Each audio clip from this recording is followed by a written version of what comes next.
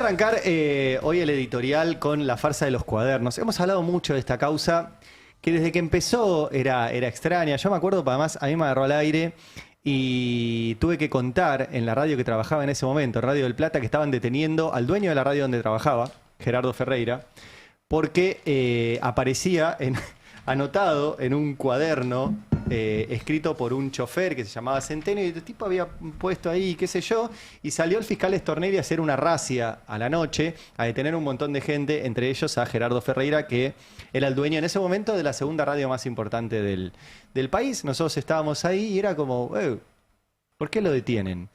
Después nos enteramos de que esos cuadernos habían sido adulterados, de que su nombre, por ejemplo, el de Gerardo Ferreira, fue uno de los que fue agregado, ¿sí?, por el policía Jorge Basigalupo, que era el tipo que tuvo los cuadernos, el que los entregó al auxiliar de fiscalía con asiento en el Diario de la Nación, Diego Cabot, que Cabot se lo llevó a Stornelli, y entre Stornelli y Bonadío armaron toda esta farsa. También me acuerdo del primer día que fueron con el chofer Centeno a su casa, porque el chofer Centeno hizo una declaración muy puntillosa, con todo exactamente. Yo fui acá, a esta dirección, se subió tal persona, subió tal piso, tal bolso, tanta plata. Y dijo, los cuadernos los tengo yo en mi casa, dijo Centeno. Entonces fue Stornelli con las cámaras hasta la casa de Centeno y no estaban. Entonces dijeron, qué cagada nos mandamos. Entonces volvieron a Comodoro Pi y le hicieron cambiar la declaración. Todo con lujo de detalles lo dejaron y ahí dijo, no, en realidad yo los quemé los cuadernos, porque me junté con un amigo y me dijo quemalos, entonces fui a la parrilla y me quedé atizándolos, ese fue el verbo que utilizó, hasta que quedaron cenizas. Pero después, como había elecciones, Diego Cabot los hizo resucitar de las cenizas, era una suerte de cuaderno fénix, y se los llevó en mano a Stornelli y le dijo, acá están. Pues, ¿cómo? ¿No los habían quemado? No, acá los tengo yo. Bueno, todo así. Y después hicieron circular, nosotros en ese momento también, todo esto ya lo publicamos, lo que quiero es que les voy a mostrar el testimonio de ayer de un empresario que volvió a decir esto. Centeno, que era el chofer, tenía un abogado que llamaba Norberto Frontini. Cuando llegó a Comodoro Pi lo encerraron entre Stornelli y Bonadío. Frontini fue hasta Comodoro Pi, su abogado, y no lo dejaron entrar. Y al rato salió un empleado de Bonadío y le dijo, usted ya no es más el abogado. Él ahora tiene un defensor oficial que se llama Coleman, de apellido, que no tiene nada que ver con el periodista. Entonces, entre esos tres, Bonadío, Stornelli y Coleman, direccionaron todas las cosas que decía Centeno. Y después se hicieron desfilar un montón de empresarios a los cuales los obligaban a decir, o vos le diste plata a Cristina, o vas en cana. Y a Gerardo Ferreira, por ejemplo, que dijo, yo no tengo nada que ver con esto, en cana. Y algunos, para zafar de la cana, fueron a una escribanía, dejaron asentado, me están llamando para declarar esta causa, estoy bajo coacción, porque me dicen que si no digo determinadas cosas voy en cana, entonces dejo asentado que voy a mentir. Y repito, nosotros esto lo dijimos 1.000.000 de veces, y se hacían los distraídos. Bueno, ayer fue Mario Robela, que es uno de estos empresarios que dejó asentado que iba a mentir, porque si no mentía, Stornelli, que sigue siendo fiscal y Bonadío, lo metían en cana. Bueno, escuchen lo que contó ayer en este juicio, que encima hicieron el juicio, lo están haciendo ahora para el año que viene, para el año electoral, y tenerlo ahí, subir a Cristina de vuelta ahí, a todo el juicio, los cuadernos, Bueno, escuchen lo que dijo este señor, que fue a declarar, que declaró que había puesto plata para Cristina, y ahora dice, era todo mentira, mirá. Nunca lo hice, y ni esa vez ni otra. Ustedes van a advertir en mi declaración una contradicción entre mi declaración del 1 de marzo del año 19 y lo que ustedes van a escuchar ahora. Personalmente, ni a través de terceros, ni por ningún concepto y con ninguna finalidad, yo le entregué dinero al señor Ernesto Clarence. Me vi obligado a reconocer el 1 de marzo del 19 en la indagatoria ante el doctor Bonadío, porque me encontraba en una situación de coacción psicológica, de ser injustamente privado de la libertad si no aceptaba lo que en el anexo 6 el señor Ernesto Clarence el 3 de septiembre entregó al fiscal, el doctor Stornelli, para acogerse al beneficio de arrepentido colaborador, yo les quiero decir que ese dinero que me obligué a reconocer no existieron. Si yo no declaraba, me privaban de la libertad. Si aceptaba, si me privaban de la libertad, la única forma de salir era arrepentirse. Y yo no tenía por qué arrepentirme si no lo había hecho. Son varios ya los casos de empresarios que contaron esto. Esto es lo que hacía Stornelli con este caso y con un montón de casos. Un extorsionador. Un extorsionador que contaba para sus extorsiones, en otros casos también, con Daniel Santoro, un empleado del Grupo Clarín que fue parte de todo esto, con el espía ilegal Marcelo D'Alessio, que hoy está en cana, 13 años de prisión, pero Stornelli sigue siendo fiscal.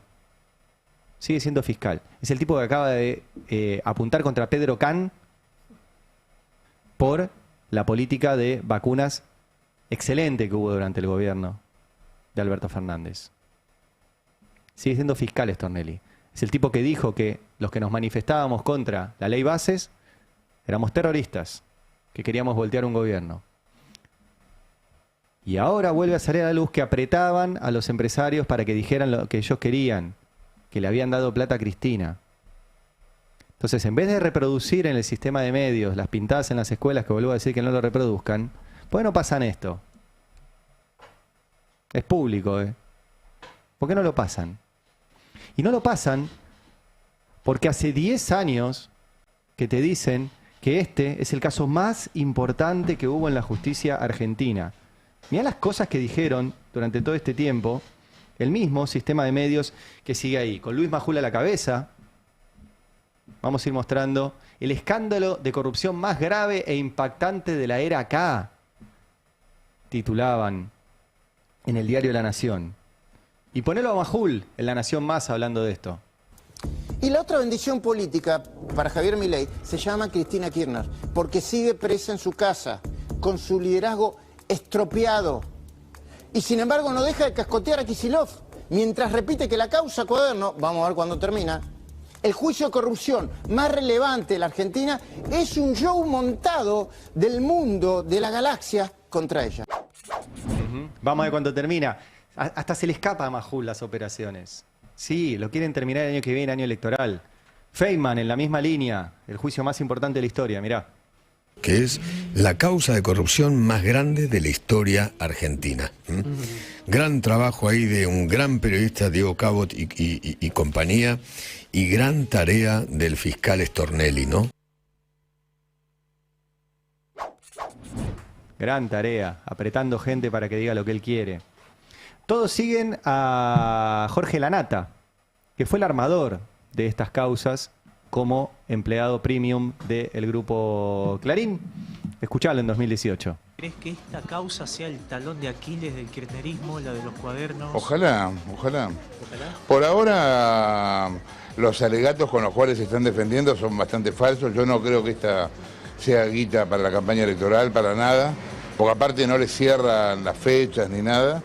Pero es importante el tema de la aparición de los arrepentidos y las declaraciones y eso. Esto puede ser un punto de inflexión. Lanata, que direccionaba también a los entrevistados en el departamento de Elisa Carrió para que dijeran que la morsa que había matado a 3 personas en la causa de la efedrina era Aníbal Fernández, en el living del departamento de Elisa Carrió. Y era falso. Lanata, que le hizo decir a Leonardo Fariña, se robaron un PBI, y después Fariña declaró, y querían show, les di show. Nelson Castro también, el año pasado, diciendo, el caso más grande, la causa bisagra de la Cuadernos, mirá. Por eso esto es una causa bisagra. No porque albergue la esperanza de que esto va a cambiar definitivamente el marco de corrupción de la República Argentina. Pero sí tal vez nos dé una esperanza de que a partir de aquí la decencia se entienda como un bien esencial. Vieron que los guiones se repiten, ¿no? La causa más importante de la historia, bisagra. Incluso lo compararon con el juicio a las juntas. Mirá, Johnny Viale. El juicio a las juntas duró 7 meses y medio. Esto lo quieren llevar al 2030. En el juicio a las juntas declararon más de 800 testigos. Fueron 530 horas de audiencia. Se hizo en una sala gigante especialmente acondicionada. Bueno, háganlo donde quieran, Movistar Arena, en River, en Vélez, Sala Amia. Entraron todos. ¿Por qué no se puede hacer lo mismo acá? ¿No? Y vos decís, ¿se le ocurrió a Johnny? Bueno, no, se ve que se le ocurrió a otro, porque Feynman repitió lo mismo. En el primero, el de las juntas, allí hubo un plan sistemático de desaparición de personas. Y en este caso hubo un plan sistemático de choreo, un plan sistemático de desaparición de fondos públicos. Se llevaron la plata del pueblo y se la llevaron en bolsos.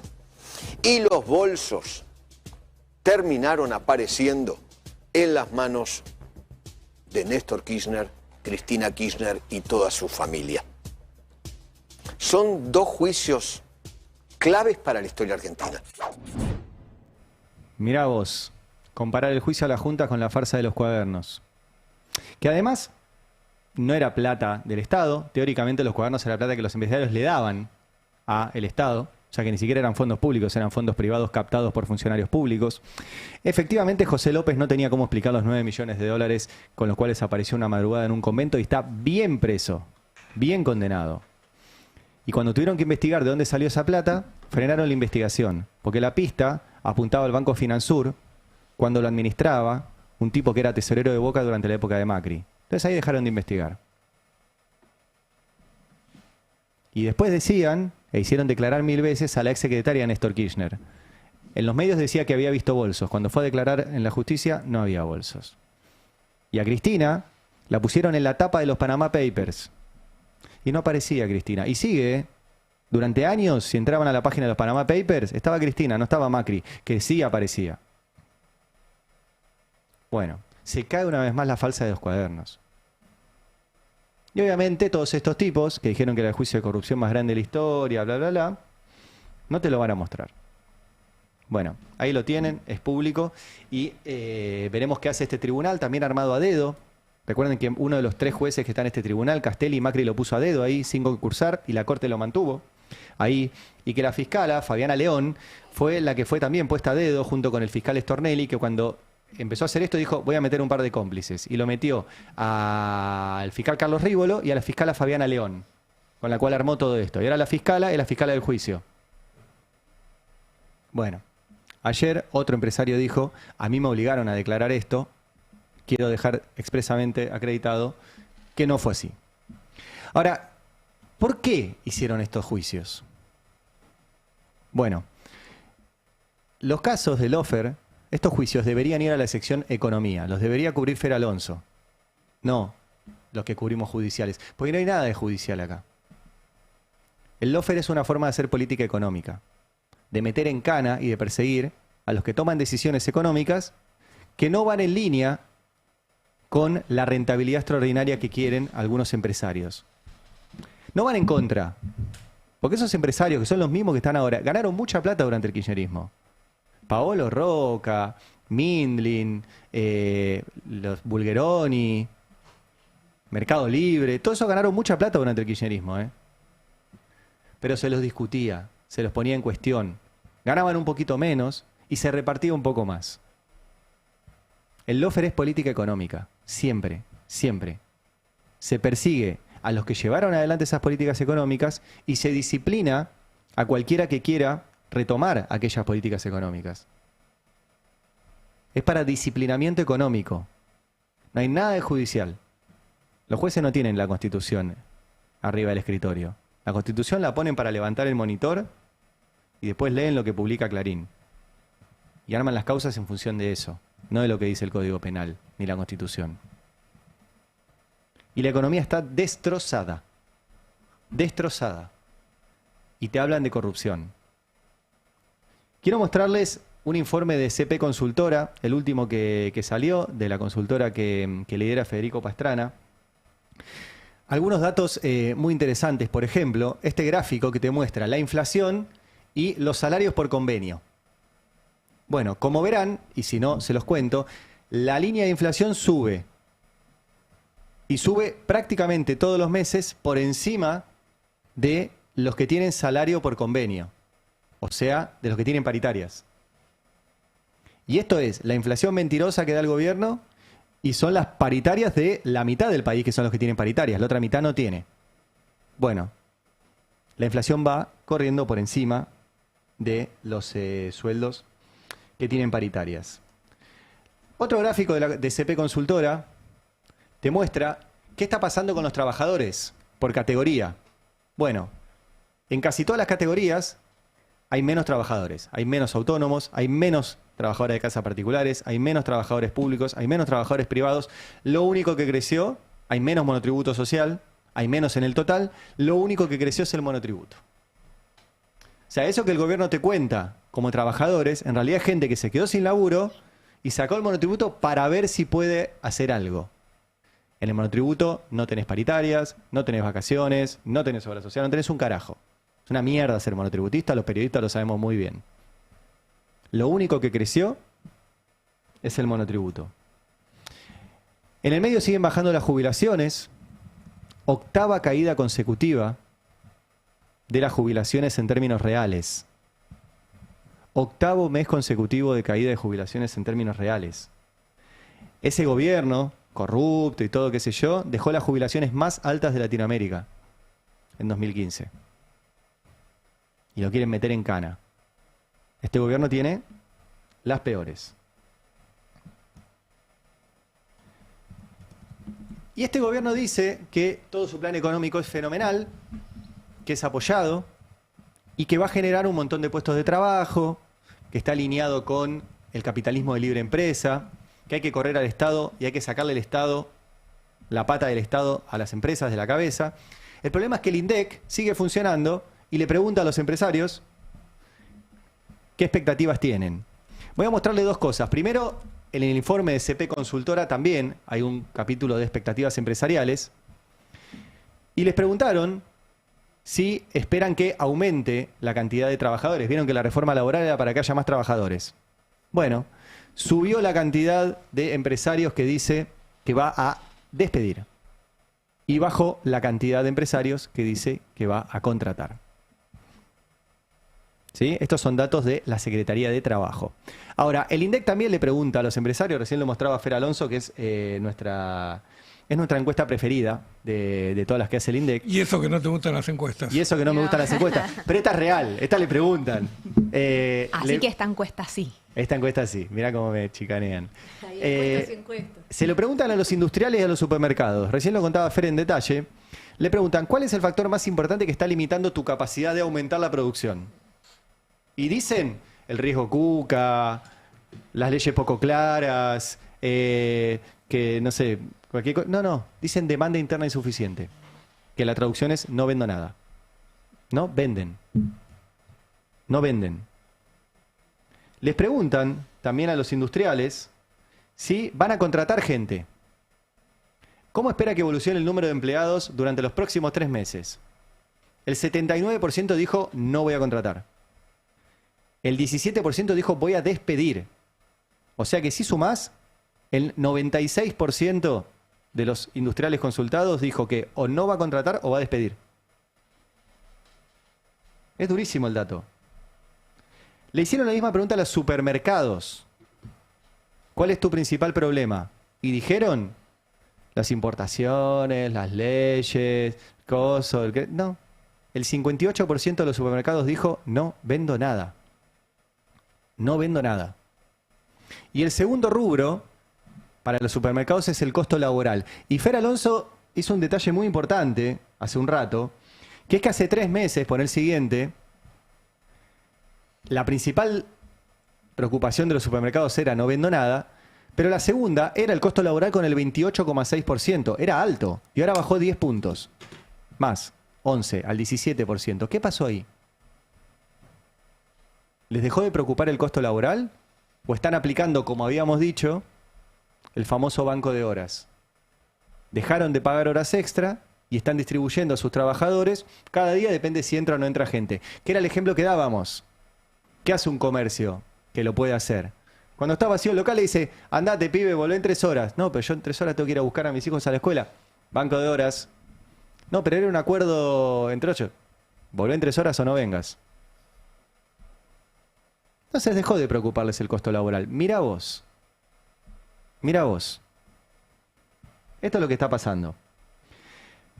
Mientras el gobierno ajusta por todos lados, los ajustes en discapacidad son tremendos, los contó Emi Pizarro, y cómo ahora el gobierno les dice a todos los discapacitados que son fraude. Ahora, si sos discapacitado, sos automáticamente fraudulento hasta que demuestres lo contrario. Si tenés guita que no puedas explicar, sos inocente hasta que la AFIP se le ocurre ir a mirar qué carajo estás haciendo. Ese es casi el resumen perfecto de este gobierno. Sos un narco y querés blanquear, no hay problema. Sos un evasor y querés blanquear, no hay problema. Sos un contrabandista y querés blanquear, no hay problema. Sos un discapacitado y no puedes ir a laburar, demostrame, tráeme 150 millones de papelitos para demostrar que no sos un fraude y que no le estás choreando al Estado. Y encima ahora lo quieren hacer por ley. Y ajustan en salud también. Ayer en el Congreso estuvo Nicolás Kreplak, el ministro de Salud bonaerense, y hace muchos años lo conozco, no suele ser un tipo tremendista. La verdad que no. Hemos compartido muchas charlas con él y muchas entrevistas. Un tipo le ha tocado sostener la pandemia. Y está ahí. Y ayer dijo que esto ya colapsó. Mirá. El sistema de salud argentino está tan fragmentado que cada vez que suceden estas cosas, la distribución del conflicto sanitario no es homogénea, no es que a todos les toca lo mismo. Le toca a los sectores más populares, los que más necesitan, los que están más alejados, pero si la medida de la política de Palermo y bien fuera alrededor, quizás no se vea mucho. Entonces, cuando uno se pregunta por qué no se ve tanto lo que está pasando, tiene que ver con depende de dónde lo diga. Lo que yo le digo, lo que está pasando en la salud, en la provincia de Buenos Aires, pero como no estamos aislados, hablamos con los compañeros y damos información, puedo decir, sin ánimo de equivocarme, que en la enorme mayoría del país es que el sistema de salud ya colapsó. Lo que nosotros teníamos consolidado como derecho a la salud para nuestro pueblo, hoy ya no es un derecho que se ejerce. La enorme mayoría de nuestro pueblo no está pudiendo ejercer el derecho a la salud, lo podemos decir fácilmente empezando por los adultos mayores, que no tienen los medicamentos para tratar enfermedades crónicas. Esto lo viene contando Emi Pizarro acá muy en detalle. Lo voy simplemente a mostrar, pues esto ya lo mostró Emi, que son los cuadros de lo que cubría el plan Remediar.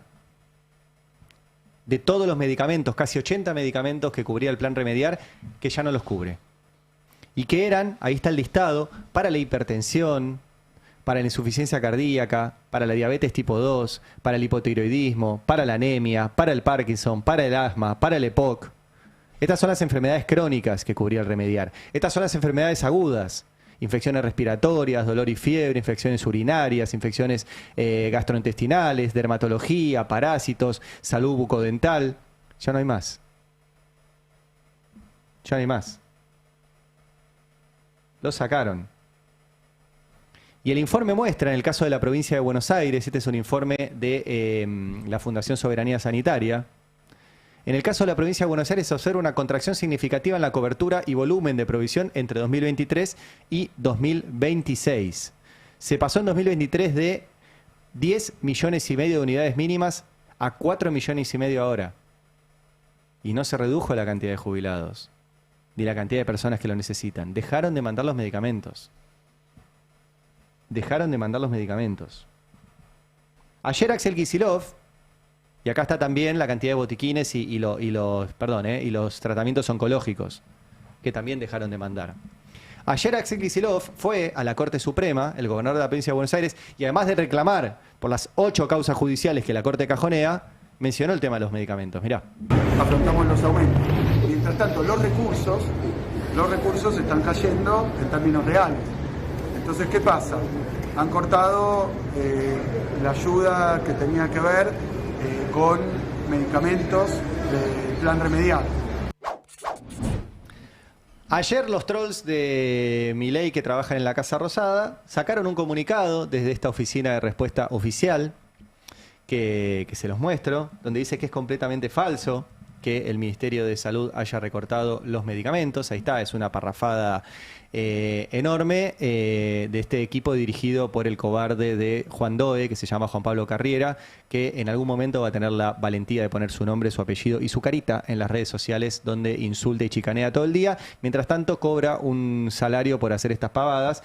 Ayer le contestó Nicolás Kreplak, ¿sí?, el ministro de Salud bonaerense, y le puso justamente: estos 5 trolls pagados directamente con la nuestra nos quieren hacer creer que no recortaron y ajustaron brutalmente en medicamentos, remediar, oncológicos, PAMI, anticonceptivos, antituberculosos, anti-HIV, medicación de la Agencia Nacional de Discapacidad y discapacidad. Son decenas de millones de medicamentos menos. Ustedes son unos cómplices con un celular encerrados en la casa de gobierno porque si salen a la calle se mueren de miedo. Les contestó ayer Nicolás Kreplak. Y esto no es de ahora. Nosotros, desde que empezó el gobierno de Milei, detectamos este recorte en los medicamentos, esta crueldad en los medicamentos, y puntualmente en un lugar que era la DATSE, que era un lugar donde se proveían de medicamentos que son muy caros.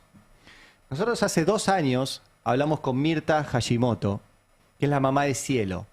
La primera vez que hablamos, Cielo tenía 14 años, y nos dijo, la frase de esa entrevista fue: mi hija está cada vez peor, verla morir me da mucha impotencia. Bueno, logró que no se muera estos 10 años, pero lo logró sin la ayuda del gobierno, porque no le dieron los medicamentos, porque no le dieron el certificado de discapacidad. Y lo que le pasó es el resumen de este gobierno, porque no solo sigue sin el derecho a los medicamentos, sino que encima se tuvo que endeudar, como más de 5 millones de personas que hoy están endeudadas con los bancos y con la fintech para poder sobrevivir. Y hace un rato hablamos de vuelta con ella, 2 años después. Y esto es lo que nos contó. Además de las rifas y esta forma que buscaste de financiarte, ¿tuviste que tomar créditos? ¿Te endeudaste? Sí, lamentablemente sí. No me quedó otra y bueno, es así. Cuando llega la fecha que hay que comprar la medicación y no la conseguimos, no me queda otra. ¿Con quién endeudaste, Mirta? Perdón, si te puedo preguntar, si no. Sí, con billeteras virtuales, lamentablemente, que bueno, los costos son de intereses altísimos, altísimos. ¿Era lo único que te daba? Sí, el único lugar donde, digamos, en nuestra situación, sin tener un respaldo de un sueldo fijo, me daban a mí alguna posibilidad de crédito. ¿Y llevas la cuenta de cuánto abajo estás, cuánto debes? Muchísimo. Lamentablemente muchísimo. Pero bueno, es la vida de mi hija la que está en juego. O sea, esto no es pensar a ver si lo puedo o no comprarlo. Tengo que comprar. Tiene que tener sus cosas. Entonces, bueno, si bien uno se siente como abatido muchas veces, no nos queda otra que respirar hondo y seguir como se pueda. El último dato que teníamos era que alrededor del 25% de la gente que se endeuda con la fintech no puede pagar. Claro, las fintech son usureras, se aprovechan de familias como la de Mirta y le dicen: sí, yo te presto, hacé clic acá, dale. Y Mirta, desesperada porque el gobierno no le da los medicamentos y no le da el certificado de discapacidad para su hija, hace clic. Y después no lo puede pagar para salvarle la vida a su hija. Ese es el resumen de esta farsa de Milei. Y que sigue recortando por todos lados, como si eso fuera a solucionar los problemas de este país. Recortó, por ejemplo, el plan Volver al Trabajo. Y hubo un fallo judicial ayer que le dijo volver a pagarlo. Lo compartió Natalia Saracho, diputada nacional. Dice: otra vez la justicia nos dio la razón, la inútil de Peto Velo tiene que seguir pagando el salario social a 950.000 trabajadores.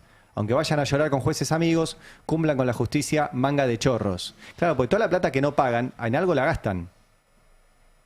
En el caso de la DATSE, tienen fallos judiciales para pagar y no pagan. Vamos a ver si pagan esto. Mientras pasaba esto, Peto Velo se fue a juntar con el embajador de Estados Unidos ayer. Lo recibió para hablar de temas de política internacional relacionados con capital humano, muy sonrientes el embajador de Estados Unidos con la ministra Peto Velo, que es la ministra de la crueldad. Es la ministra de la crueldad. Es la que cortó los medicamentos oncológicos, la que cortó los planes Trabajar, la que no se hace cargo de las escuelas, la que cortó la comida en los comedores, Y estamos en un momento de hambre. Hambre en un país donde sobra comida.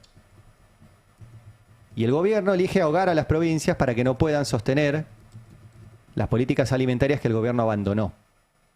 Ayer el ministro de Desarrollo Social bonaerense, no se llama así, pero para que lo entiendan, Andrés Larroque, le envió públicamente una nota, un reclamo a Sandra Petovelo, que estaba reunida con el embajador de Estados Unidos, instando a que le paguen la deuda que tiene el Estado Nacional con la provincia de Buenos Aires, que asciende a 220.000 millones de pesos.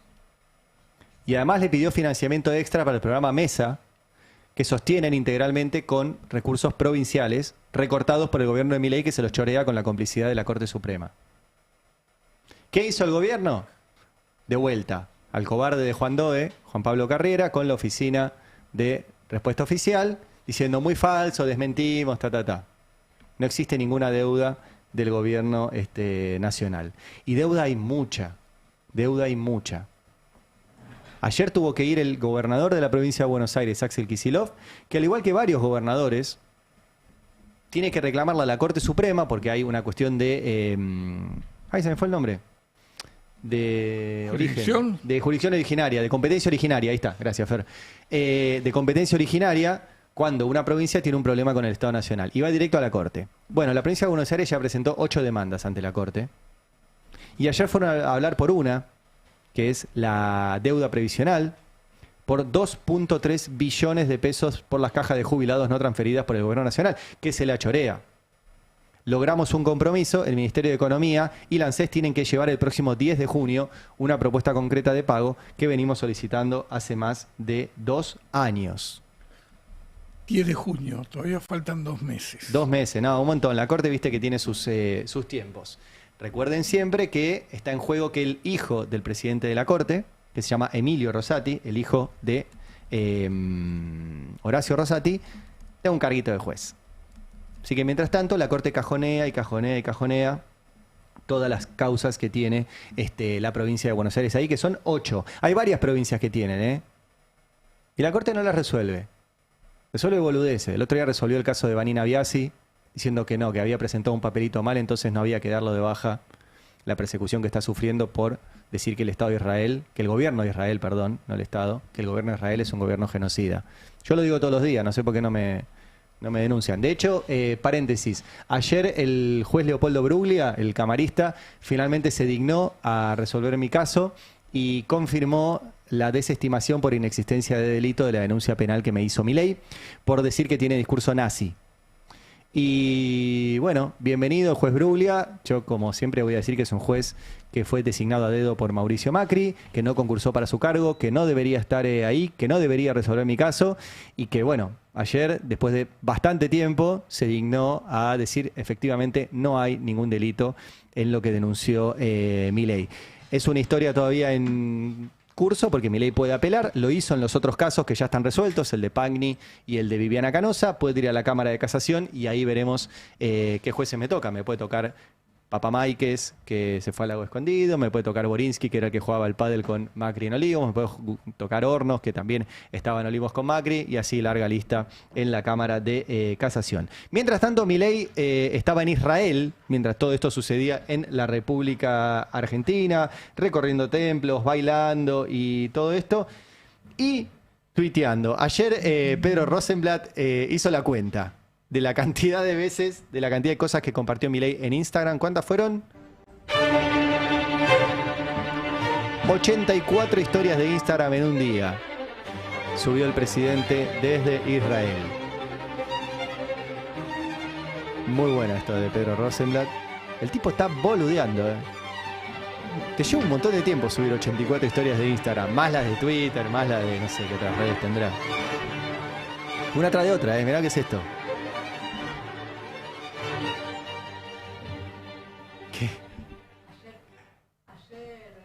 Siguen, Sí. Ayer circulaba un meme con respecto a esa cantidad de historias que era como cuando tu tía vende cosas por catálogo. Claro. Tipo, las cremas que llegaron. Que te la quema. Bueno, ese fue Milei en el día de ayer, 84 historias. La foto igual del día de ayer fue en la misa por el año del fallecimiento del Papa Francisco, donde estuvo Manuel Adorni. Entre paréntesis, ya que estamos hablando tanto de Estados Unidos, en Estados Unidos la secretaria de Trabajo tuvo que renunciar porque utilizaba la guita de los fondos públicos para hacer viajecitos. Manuela Adorni. Sí, no sé cómo se dirá Adorni en inglés, pero ahí está. La secretaria de Trabajo de Trump hacía viajes personales con fondos públicos. La mina le decía a los tipos, che, tengo ganas de ir a tal lado, tipo, che, quiero ir a las cataratas. Armaba una reunión de laburo en las cataratas para irme a las cataratas. Hermoso. Solo que allá renunció. Acá Adorni sigue siendo jefe de gabinete, ¿no? Sigue siendo jefe Jefe de gabinete. Bueno, y fue ayer a la misa y le preguntaron por la apuesta que hizo María Caferata de si va a ir el 29 de abril al Congreso. A ver. Manuel, ¿preparado para el 29? Acá no. Sí. Permiso. Acá no, dijo. No confirmo que va. Ojo con tu apuesta. No confirmó que va. Va a ir. La que no entró, primero poner la foto, porque la foto de ayer... Estaba hablando de la candidatura del 29, ¿no? De 2029. Esta es la foto del día, de ayer, que es Manuel Adorni poniendo dinero en la... No sé cómo se llama, perdón, yo soy del otro club. La colecta. Los del mismo club no tan practicantes le decimos bolsita. Tampoco, en la bolsita de... Ahora, ¿le está poniendo plata o le está sacando plata? Ayer hubo muchos memes de que si ponía o sacaba, pero bueno, esto es la magia del fotoperiodismo. La cara de Martín Menem, que está mirando a ver qué está poniendo Adorni, por lo que veo puso, no sé si es un billete de 10 luquitas o de 200. Para mí lo está sacando, Nah. Para mí lo está sacando. Pero bueno, no amamos lo suficiente al fotoperiodismo, era la frase, sí. La frase, esto es una foto de un colega de NA que se llama a ver si lo tenemos, quiero citarlo bien. Es un fotón. Ya te digo. Fotoperiodismo, como el que te gusta a vos. Acá, Claudio Fanchi de NA. Claudio Fanchi de NA nos regaló la foto del día. Y una de las frases del día nos la regaló Victoria Villarroel, que no entró. En esa foto hay una ampliación de la billetera. Ay, no seas malo. Y hay análisis sobre las tarjetas de crédito que tiene, que no dan de ninguna manera con ingresos en blanco que pueda declarar. Mi papá me dice que es el óvulo. El óvulo. ¿Cómo sabes, pa? Y bueno, porque es un tipo culto. Es un tipo culto. Bueno, en el óvulo estaba poniendo dinero Adorni, esperemos que sea dinero suyo. Habló Victoria Villarroel, que no entró. Y escuchen por qué dijo que no entró, mirá. Me pareció que se había politizado y como el 2 de abril, donde la política se mete en fechas o en el recuerdo de personas tan importantes como es el Papa Francisco, yo prefiero estar entre la gente y prefiero estar con humildad, en un lugar donde solo me encuentro con otros argentinos. ¿A quién les parece que son los que politizan al Papa? Me pareció que la ceremonia tenía un contenido que no era el del recuerdo al Papa, propiamente dicho. Era una ceremonia en la que estaba la casta política. Lo peor de la casta política. ¿El gabinete de Milei es casta política? No quiero puntualizar, pero estaba la casta política y yo en eso soy coherente con mis creencias, soy católica, vengo a misa y quiero estar entre mis compatriotas recordando al gran hombre que fue el Papa Francisco. Yo veo esto y me acuerdo del Papa Francisco en agosto de 2024 recibiendo a Anita Fernández, la hija de Ana María Cariaga, secuestrada con 16 años, torturada durante todo su embarazo. Anita Fernández, una sobreviviente de esa tortura de su mamá embarazada con 16 años en un centro clandestino de detención. Nieta de Esther Balestrino de Cariaga, fundadora de Madres de Plaza de Mayo, desaparecida. Y esas torturas a una chica de 16 años embarazada, los robos de bebés, las desapariciones, son avaladas y reivindicadas por Victoria Villarroel, cuyo padre participó además de esa represión. Así que le da cosita sentarse al lado de Adorni, que hizo un viaje a Aruba, otra a Yago Yago, otra a Punta del Este y se compró un depto y una casa en el country. Y no le da vergüenza reivindicar una dictadura que robó bebés que torturó embarazadas, que violó mujeres, que tiró personas al río y que no nos dice al día de hoy dónde están los 30.000 detenidos desaparecidos? Bueno, Victoria Villarroel. Quiero cerrar un poco, simplemente para hacer un comentario de lo del Papa Francisco, con lo que decía Milei, del Papa Francisco, que es un tuit de él, diciendo, es un zurdo, no sé si lo tenés ahí para mostrarle, la imagen 64, Pontifex, que es la cuenta, zurdo, sos un sorete mal cagado, siempre del lado de los asesinos empobrecedores si son rojos, y después te haces el canchero y fustigás a los que están del lado de las ideas de la libertad. Sos el representante del maligno sentado en el trono de la casa de Dios. Esto le decía Milei al Papa Francisco. Después Milei en estos días se ve que no lo entendió porque dice que el Papa Francisco lo perdonó y le dijo, sí, de chicos todos hacemos boludeces. El Papa lo descansó, no lo perdonó. Porque era un tipo bastante pillo e inteligente. Pero cerremos para esta época con la frase del Papa Francisco, si les parece, que se lo extraña mucho, La verdad que se lo extraña mucho. Yo no soy ni creyente, ni católico, ni cristiano, ni creo en Dios, ni nada de eso. Pero se extraña mucho a tipos que fueran líderes mundiales y que le pusieran el cuerpo y la palabra a frenar guerras, a hablar de la injusticia económica, a decir que el principal crimen era la concentración de la riqueza, a hablar de la distribución, a sentarse al lado de los pobres, a no cortar medicamentos, a no cortar vacunas, a no cortar alimentos. Era una voz muy potente la del Papa Francisco y hace un año cuando se murió dijimos lo íbamos a extrañar, la verdad. Fueras creyente o no fueras creyente. Se extraña, a pesar de que el Papa León XIV se ha metido en algunas cosas y se ha metido con la guerra. Era muy potente la voz del Papa Francisco. Y cierro con esta fue su frase, no voy a hacer nada original, pero esta es una de las frases que creo que nos dejó el Papa Francisco y que esperamos hacerle honor. Espero lío. Que acá adentro va a haber lío, va a haber. Que acá en Río va a haber lío, va a haber. Pero quiero lío en las diócesis. Quiero que se salga afuera. Quiero que la iglesia salga a la calle. Bueno, haremos lío, como dijo el Papa Francisco. Hagan lío, organícense, salgan a la calle y hagan cosas. Creo que es la mejor enseñanza al año del fallecimiento del Papa Francisco. Bueno, ¿cómo la ven, amiguitos? Hablé de un montón de temas. ¿Por cuál quieren arrancar? ¿Sabes qué? No, me quedé pensando con lo de Hagan lío y la presencia el fin de semana de este DJ Guillermo. Con presencia de mucha gente joven y que la frase final fue esa misma parte que vos pasaste. Ah, ¿sí? Él diciendo, no sabía. hagan lío. Ah, ¿y qué lo remixó? Hagan lío.